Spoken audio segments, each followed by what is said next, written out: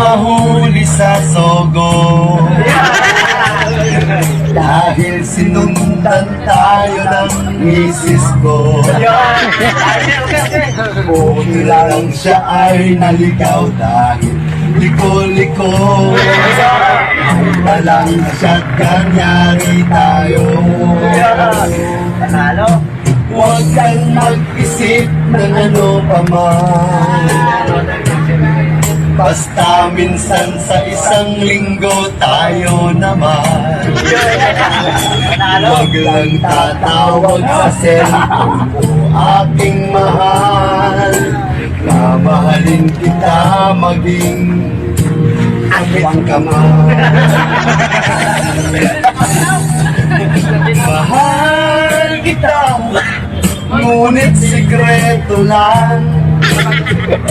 Iniisip nila ay chismis lang, huwag pakinggan. Mahal kita maging kapit ka man.